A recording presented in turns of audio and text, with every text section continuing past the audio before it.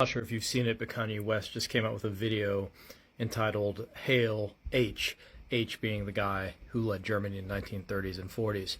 And he starts this demonic song off by singing, they took my kids away, they took everything from me. And whenever you hear Kanye say they or these people, he's referring obviously to the Jews. But you need to know that when he refers to the Jews, he's actually referring to his own mental illness. Unconsciously, he's projecting the consequences of his mental illness, the failures, the controversy, the loss of his reputation in many circles, insane circles, the loss of money, the loss of endorsements, the loss of his family, he can't see his kids.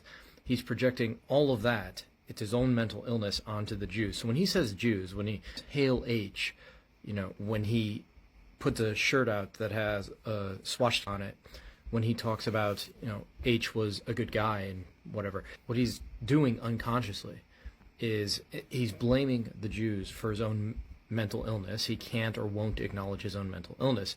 And he has these psychotic thoughts. His life is in ruins in many ways, and he needs a final solution. The final solution to his mental illness. And he's not doesn't have the insight to see that it's his mental illness that's causing his problems, not the Jews.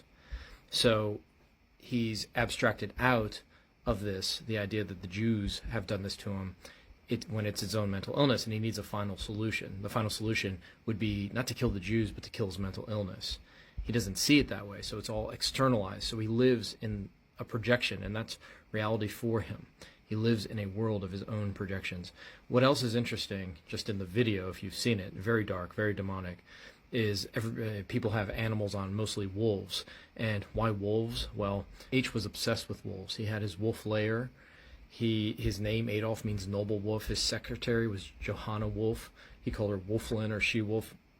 And he used to walk around. People said he used to walk around and whistle and sing Who's Afraid of the Big Bad Wolf, the Disney cartoon, which is symbolic in a very eerie, sick way of ethnic cleansing. You can see this affinity, this idea that the Jews are historically unique, historically wrong, historically evil, and they deserve, in a way, everything that's coming to them. And it's a fringe, but a growing fringe of people who think maybe this guy, H, wasn't completely wrong about what to do with the Jews. Scary, scary time. To be alive, this age-old, history's favorite scapegoat is alive and well, and it doesn't surprise me at all that people or groups who have historically and repeatedly experienced failures and setbacks, have inferiority complexes, that they would project their own